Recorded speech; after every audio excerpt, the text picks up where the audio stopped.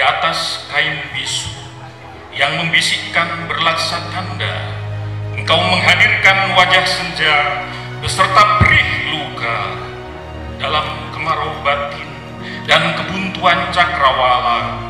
Engkau mengalirkan gemericik lintik cantik hujan sketsa di bawah pesta penuh hiruk pikuk resonansi suara.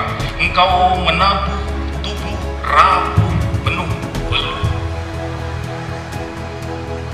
Jauh sekali di sana dalam rajutan benang dan halus bingkai zaman tak jera, kau menanam pesan dalam persembunyian, menyiratkan sunyi.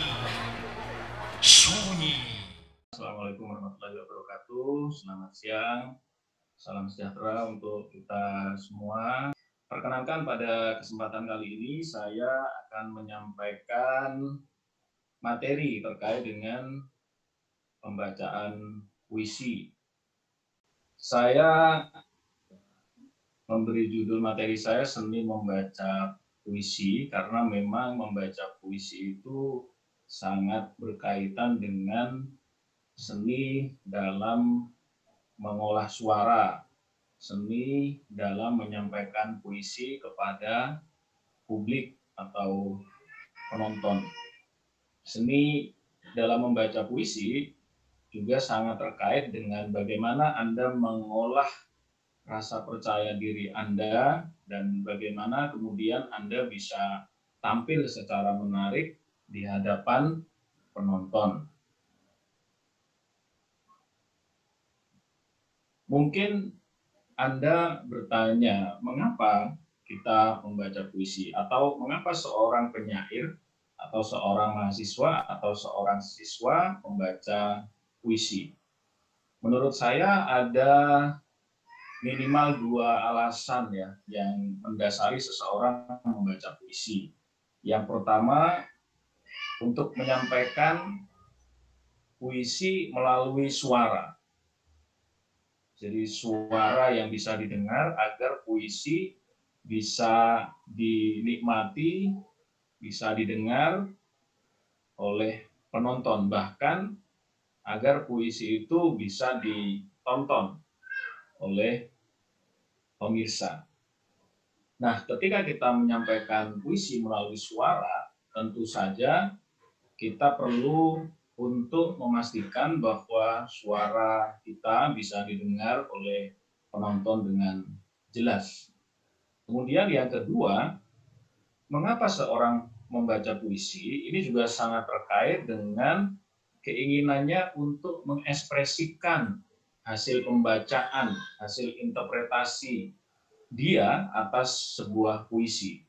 Dan sebagai sebuah usaha untuk ikut menyampaikan pesan yang ada di dalam puisi itu melalui ekspresi yang sifatnya personal. Mengapa personal? Karena membaca puisi itu sangat terkait sekali dengan berbagai perasaan, berbagai pemaknaan yang dilakukan oleh seorang pembaca puisi. Meskipun kita ketahui pembacaan puisi itu juga bisa dilakukan secara berkelompok, misalnya berdua atau bertiga, yang biasanya dikenal dengan istilah pembacaan puisi berantai. Nah, ketika Anda sudah ingin mengikuti lomba baca puisi, atau ketika Anda sudah menentukan bahwa Anda ingin membacakan sebuah puisi, maka Anda perlu untuk menyiapkan diri Anda. Dan kira-kira persiapan apa saja yang perlu Anda lakukan ketika Anda mau membaca puisi? Menurut saya, yang pertama adalah Anda perlu untuk memilih puisi. Puisi apa yang akan Anda baca? Pemilihan puisi ini penting sekali karena akan sangat menentukan sejauh mana Anda mampu membacakan puisi di depan penonton dengan baik. Oleh karena itu, saya menyarankan pada Anda untuk memilih puisi yang Anda pahami. Jangan memilih puisi yang sulit. Jangan memilih puisi yang Anda sendiri merasa kesulitan untuk memasuki dunia dalam puisi itu.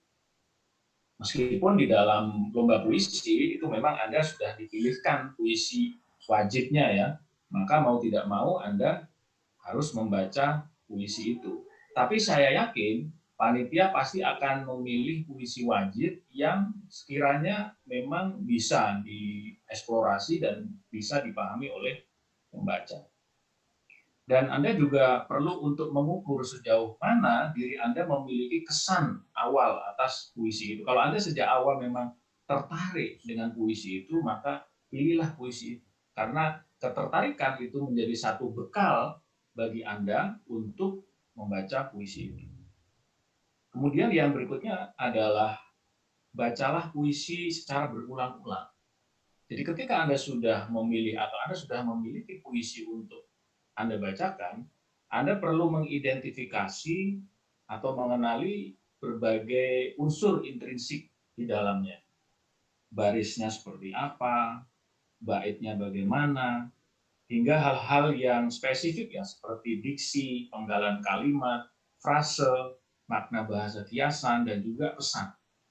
Mengapa Anda perlu mengenali struktur dalam puisi itu? Karena secara sintaksis, puisi itu memiliki struktur yang berbeda dengan prosa. Puisi cenderung menggunakan bahasa-bahasa yang padat, seperti tadi yang sudah disampaikan oleh Bu Juli. Dan penggalan-penggalan di dalam puisi itu kadang-kadang tidak mengikuti norma. Ya, tidak selalu satu kalimat utuh itu ditaruh di dalam satu baris tertentu, sehingga Anda harus mengenali penggalan baris itu agar Anda ketika membacakan baris itu bisa mengenali dan menentukan jedanya itu nanti di mana.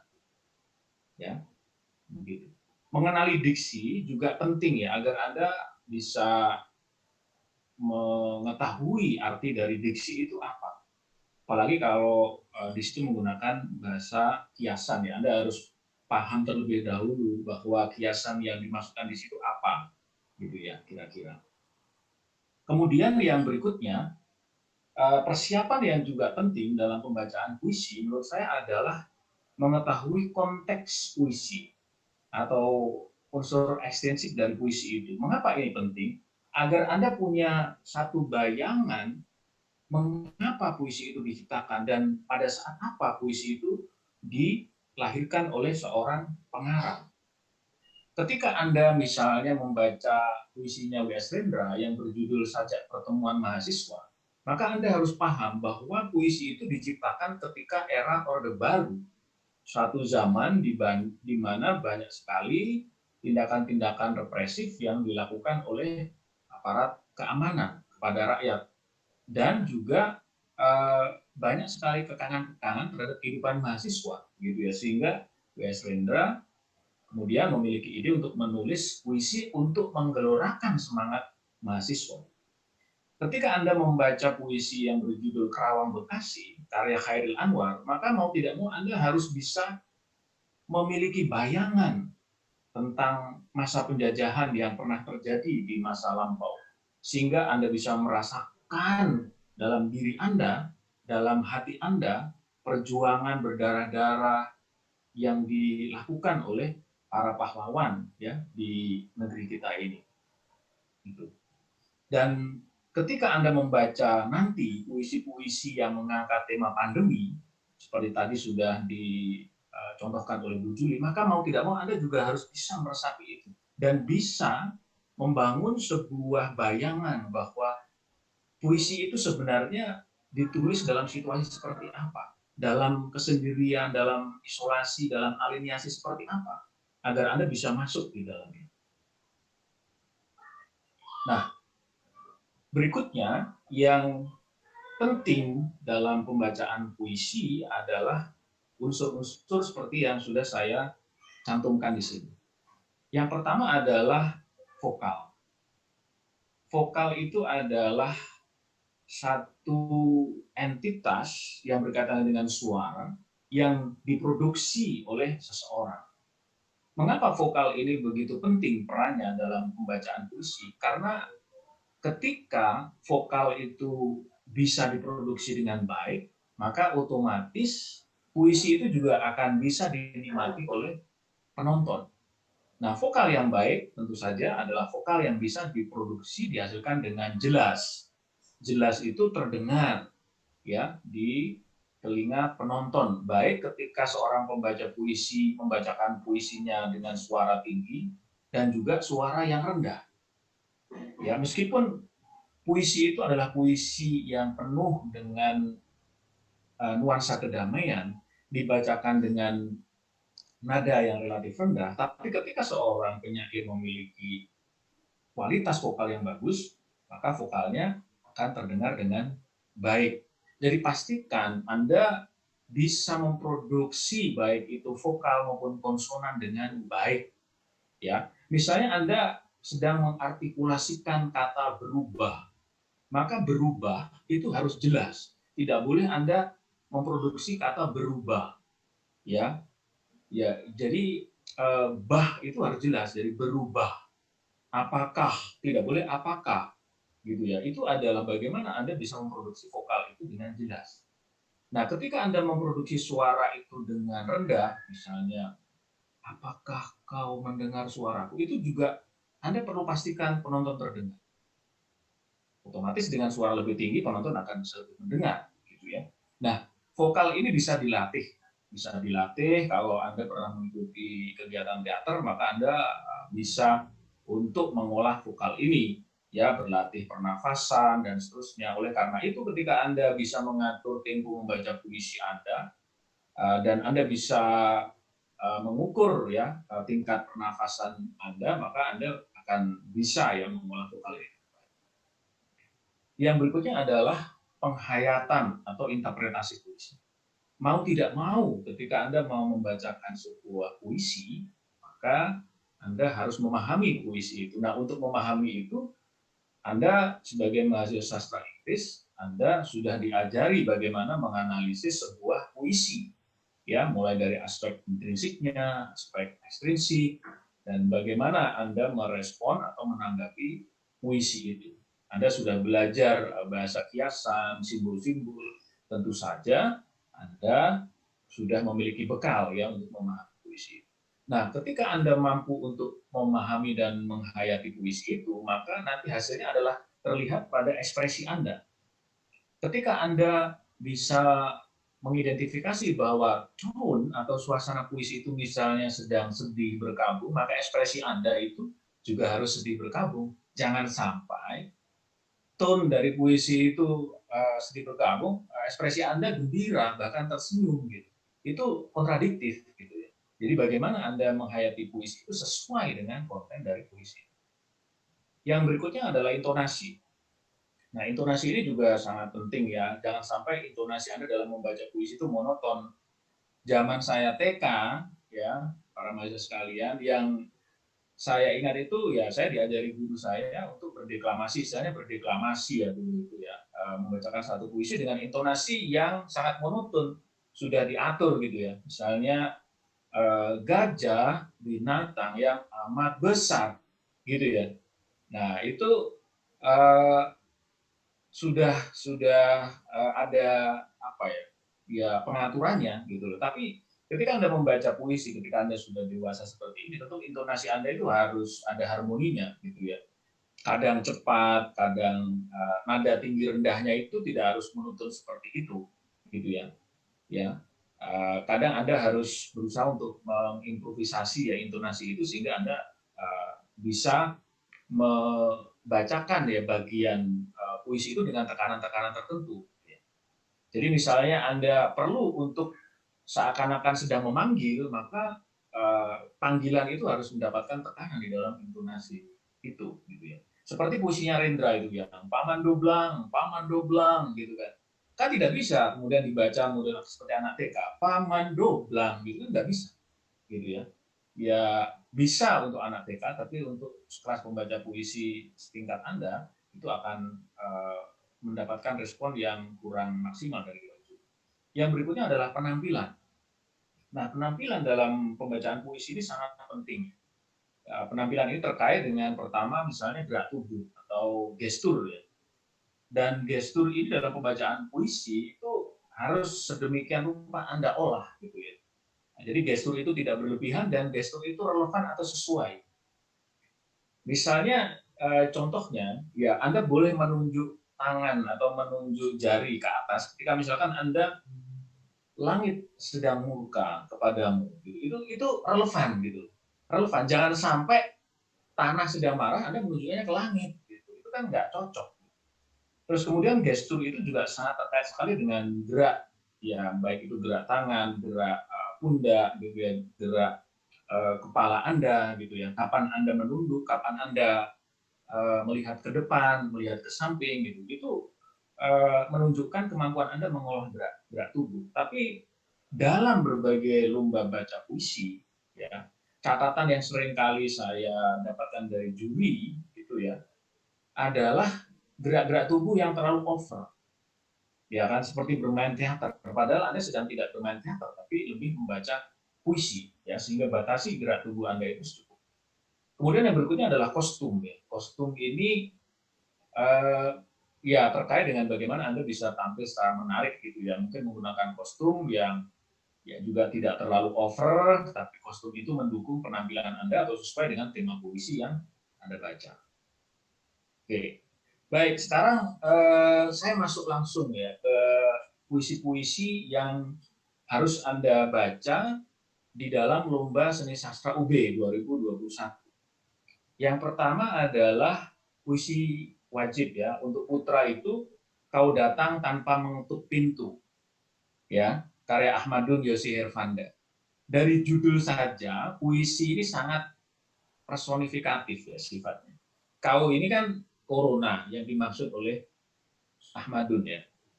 Kau datang tanpa mengetuk pintu. Jadi corona itu datang memang nggak memberi kabar.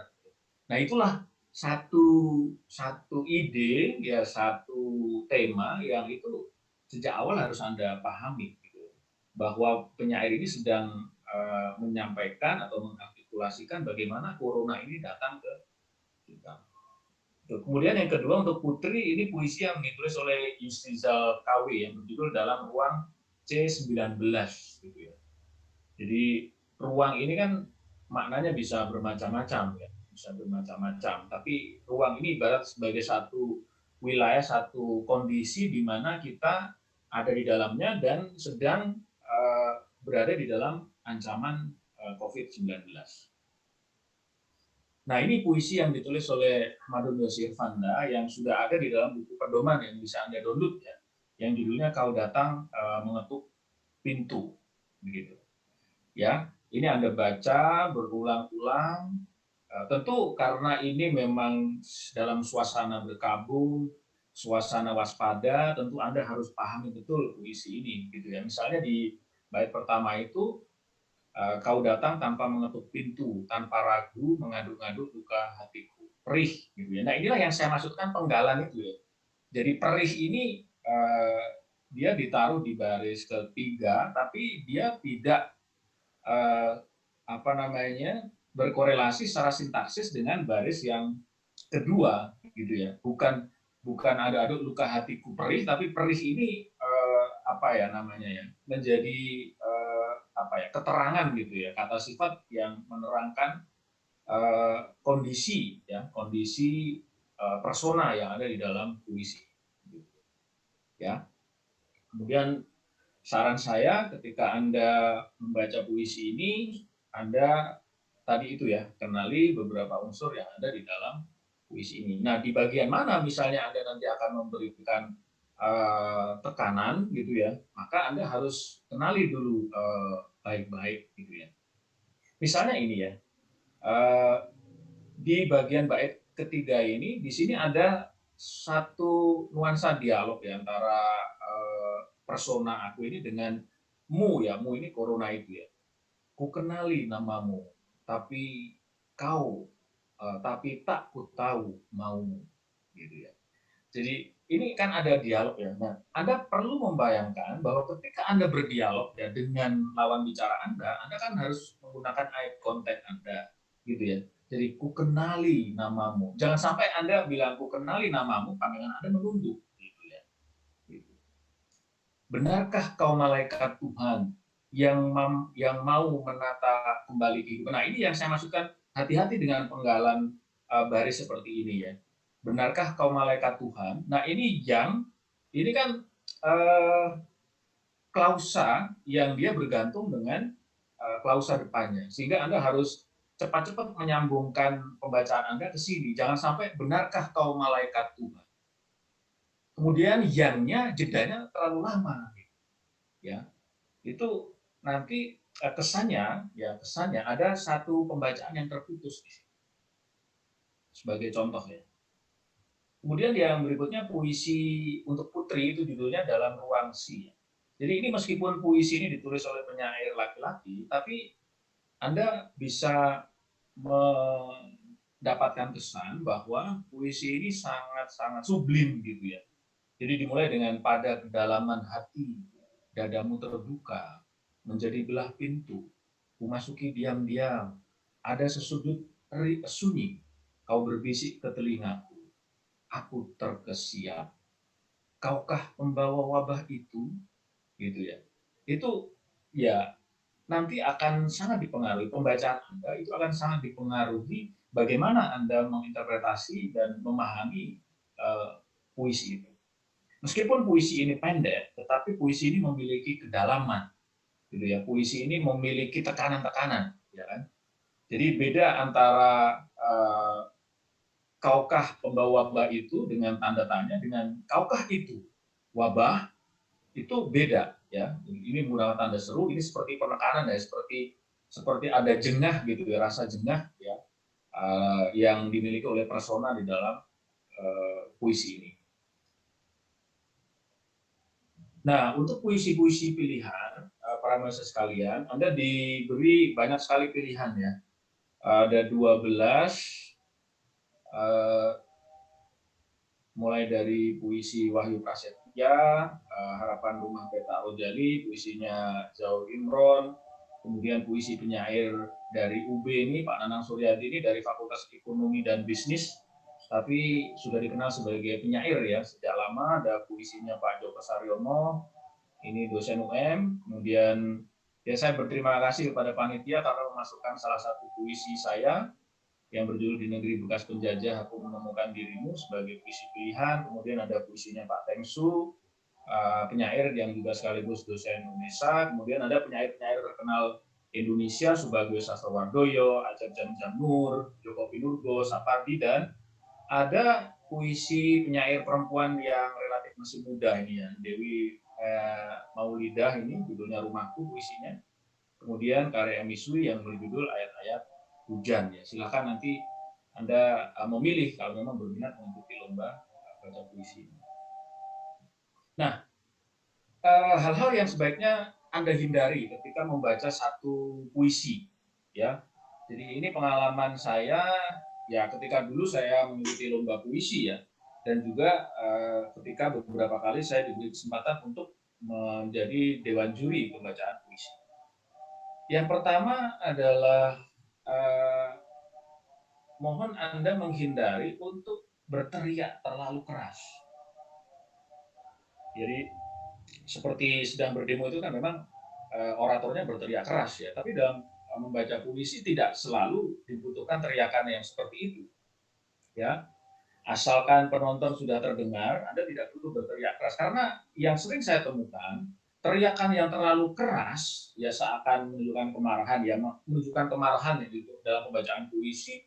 Disarankan ketika memang puisi itu memang ada ekspresi kemarahan, tapi tidak juga harus terlalu keras. Karena kalau terlalu keras ya kadang-kadang pembaca puisi itu kehilangan kontrol atas dirinya, ya kan?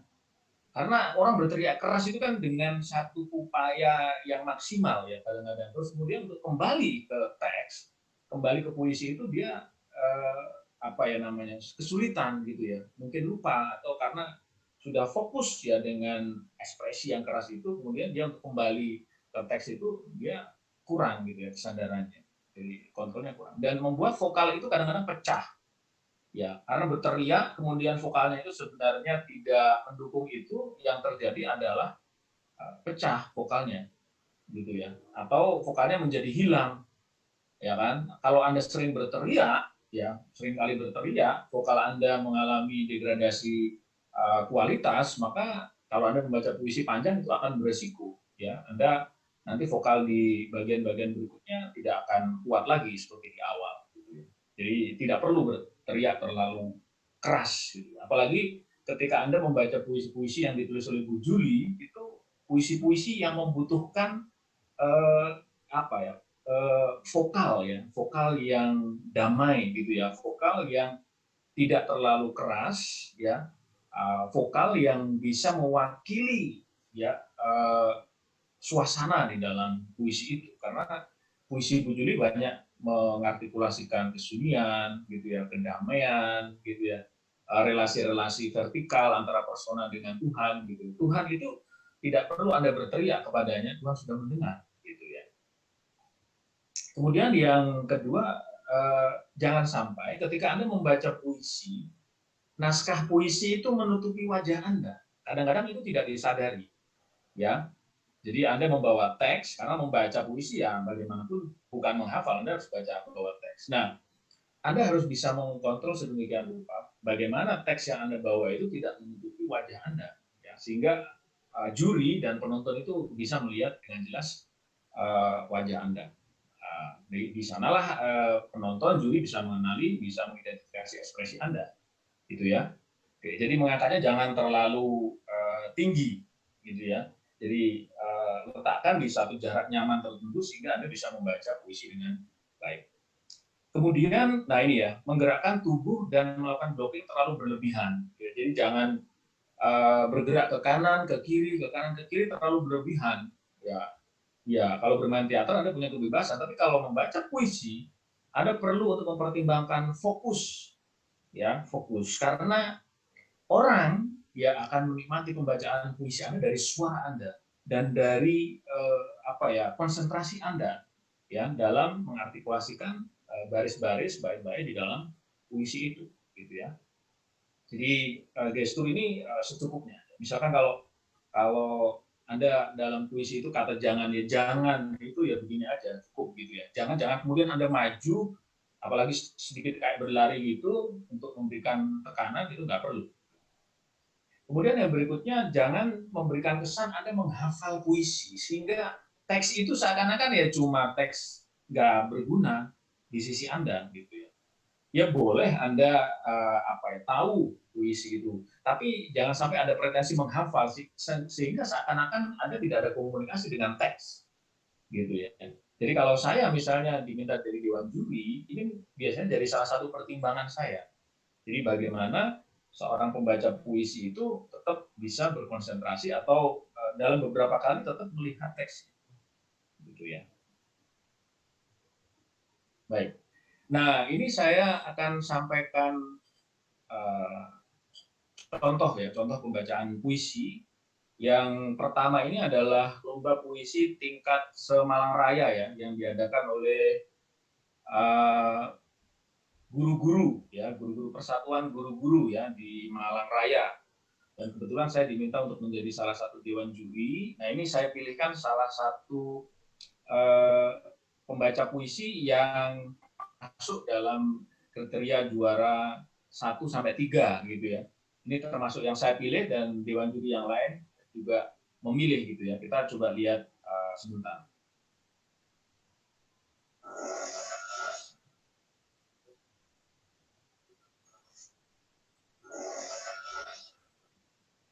Suaranya bisa didengar ya, Bu Sinta ya?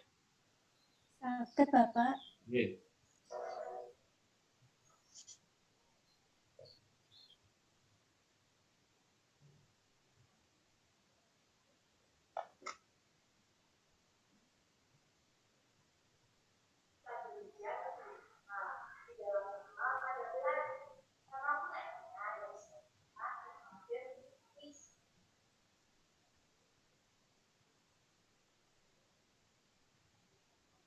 Kita adalah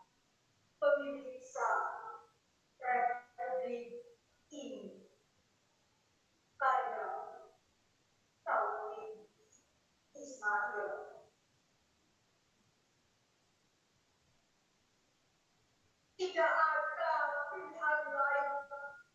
Kita berjalan kalau berhenti atau mundur berarti hancur.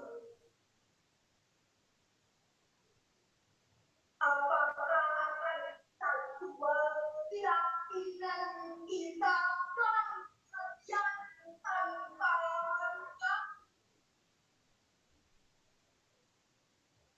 akan tahukah kita tunduk sebeja dengan apapun tahun yang lalu dalam setiap kalimat yang berada tulis tuanku tidak ada lagi pilihan lain. Kita harus berjalan terus. Ya, kalau kita amati ya pembacaan puisi dari salah satu siswa di Malang ini, kita akan menemukan beberapa hal yang bagus ya dari penampilan siswi ini. Yang pertama catatan saya adalah vokal dia konsisten. Dari awal sampai akhir itu konsisten. Vokalnya terdengar dengan jelas. Kemudian teks itu menjadi satu medium dia dalam pembacaan puisi. Dia tidak serta-merta meninggalkan teks puisi itu dalam membaca. Kemudian yang berikutnya, dia mampu memproduksi satu intonasi yang tidak monoton. Dia bisa memberikan tekanan-tekanan yang menurut saya sesuai ya dengan puisi itu. Dan lebih dari itu, kita juga bisa melihat gesturnya, ya, gestur dari siswi ini ya, meskipun masih SMP, kita melihat bagaimana gestur dia itu sudah begitu spontan begitu ya. Seakan-akan dia ini sebagai pembaca puisi bisa menyatu dengan teks puisi yang dia bacakan. Dan yang kalau Anda amati, para mahasiswa sekalian, siswi ini menurut saya luar biasa karena setelah dia kan ini kan dalam lomba ini kan di awal itu dia harus memperkenalkan dirinya melalui pantun gitu ya. Waktu dia menyampaikan pantunnya kan wajahnya riang gitu ya, wajahnya riang. Tapi ketika dia masuk dalam pembacaan puisi ini kelihatan sekali ekspresinya berubah. Di saat itulah saya sebagai dewan juri melihat bagaimana dia kalau orang Jawa itu bila mengudar rasa gitu ya. Jadi mulai masuk ke dalam ruang atau dunia puisi yang akan dia bacakan itu kelihatan sekali ekspresinya mulai serius. Dan penghayatan dia itu terlihat dari tatapan matanya, bagaimana dia menggunakan gerak tubuhnya untuk mendukung ya pembacaan puisi yang dia lakukan gitu ya. Jadi ini salah satu contoh pembacaan puisi yang baik ya dari hampir saya lupa jumlahnya mungkin 80-90 peserta yang mengikuti lomba baca puisi ini, siswi ini termasuk pembaca puisi yang mendapat perhatian dari Dewan Juri ya, termasuk saya. Kemudian yang berikutnya adalah ini lomba puisi tingkat nasional diadakan oleh Dewan Kesenian Malang belum lama ya, ini sudah masa pandemi ini juga sudah masa pandemi. Ini juaranya adalah seorang perempuan ya dari Kalimantan. Ini saya putarkan.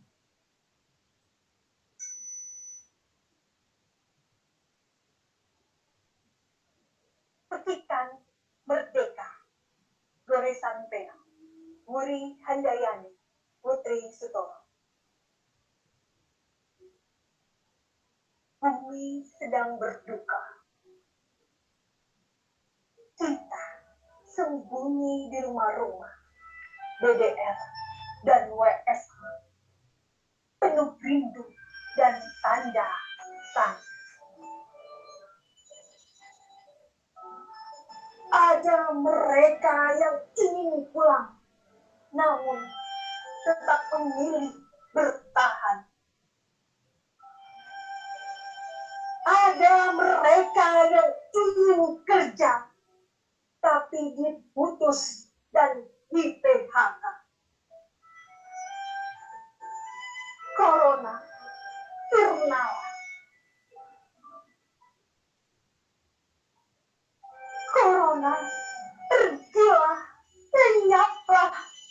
Biarkan kami kembali bahagia. Dengan penuh rindu, canda, dan tawa. Dengan peluk hangat dan senyum sampai hayat. Mari kawan, kita rapatkan barisan, patuhi aturan, gunakan protokol kesehatan, menjaga jarak dan rasa yang sehat. Mari kawan, kita luruskan niat, petikan Indonesia merdeka dari wabah yang mendera, agar berakhir dengan kekuatan usaha dan doa. Corona pun sirna. Ya, oke. Ya, tentu saja kalau kita bandingkan pembaca puisi yang kedua ini lebih matang ya, tentu saja. Karena pertama perkiraan saya jam terbang, kemudian yang kedua pengalaman ya. Jadi pengalaman membaca dan juga pengalaman menjalani kehidupan itu juga akan berpengaruh dari atau berpengaruh terhadap seorang pembaca puisi gitu ya. Jadi matang sekali pembaca puisi yang kami pilih ya. Saya waktu itu juga menjadi salah satu Dewan Juri sebagai juara pertama ya lomba puisi yang diadakan oleh Dewan Kesenian Malang ini. Jadi intonasinya begitu harmonis sekali gitu ya, tidak monoton, vokalnya juga konsisten dari awal sampai akhir, ekspresinya juga bagus, teks juga menjadi medium komunikasi atau apa ya namanya sumber membaca puisi yang tetap dijaga, gesturnya juga tidak berlebihan gitu ya. Dan mungkin ada salah satu kelebihan di dalam video puisi yang kedua ini adanya ilustrasi musik ya. Karena memang itu diperbolehkan di lomba puisi yang diadakan Dewan Kesenian Malang itu. Jadi nuansanya bisa membuat penonton itu menjadi larut gitu ya di dalamnya gitu ya. Jadi ini contoh pembacaan puisi yang menurut saya secara pribadi bagus ya. Dan Anda para mahasiswa bisa menonton pembacaan puisi yang baik begini di YouTube ya, karena ini semua diupload di YouTube. Nah kalau tadi Bu Juli dan Bu Didi menyarankan Anda membaca, ya, jadi banyak membaca, itu memang kalau Anda mau menulis banyak membaca. Nah, kalau Anda mau belajar dari para pembaca puisi yang baik, nah Anda juga harus menonton ya, menonton para penyair Indonesia yang bisa membacakan puisinya dengan baik, yang misalnya kalau di Indonesia ada W.S. Rendra, jadi di YouTube itu ada, gitu ya, dan para pembaca puisi atau penyair Indonesia yang bagus. Oke. Nah, yang terakhir karena puisi Anda, pembacaan puisi Anda itu nanti harus direkam. Nah, secara umum saya menyarankan gunakan kamera dengan hasil video yang baik. Ya. Anda perlu kalau Anda tidak expert di situ, Anda bisa minta bantuan teman yang memang memiliki keahlian atau kompetensi dalam bidang perekaman video gitu ya. Kemudian pastikan suara terekam dan terdengar dengan baik gitu ya. Karena ada beberapa video pembacaan puisi itu mungkin latar pembacaannya tidak dipilih dengan tepat gitu ya, somewhere gitu ya, sehingga kadang-kadang ada suara yang masuk gitu ya, entah suara orang, suara kendaraan gitu ya. Nah itu menurut saya perlu untuk diantisipasi. Kemudian pastikan ekspresi dan gerak tubuh terlihat dengan baik gitu ya. Nah biasanya dalam lomba-lomba pembacaan puisi yang direkam dengan video itu Anda cukup menggunakan apa ya namanya teknik pengambilan gambar yang stagnan gitu, artinya satu fokus, tidak perlu menggunakan banyak kamera dari berbagai sudut gitu ya. Kalau kita lihat dua contoh tadi itu diambil dari satu angle saja, tapi hasilnya sudah bagus gitu ya, sudah bagus. Kemudian yang berikutnya adalah gunakan latar yang bagus dan sesuai atau relevan dengan tema puisi misalnya ya. Tapi yang relevan dengan tema puisi ini sepertinya ya tidak selalu sempurna gitu ya. Mengapa misalnya di pembacaan puisi yang kedua tadi ada latar misalnya dihiasi dengan gambar bendera, karena temanya memang terkait dengan bagaimana Indonesia bisa melawan dan menghalau corona ini. Jadi ada semangat nasionalisme yang dimunculkan sehingga ada bendera ya sebagai latar ya di sana. Baik, saya kira itu materi yang bisa saya sampaikan. Terima kasih para mahasiswa atas perhatiannya. Silakan jika ada pertanyaan bisa disampaikan, nanti saya akan mencoba untuk menjawabnya. Demikian, Assalamualaikum warahmatullahi wabarakatuh.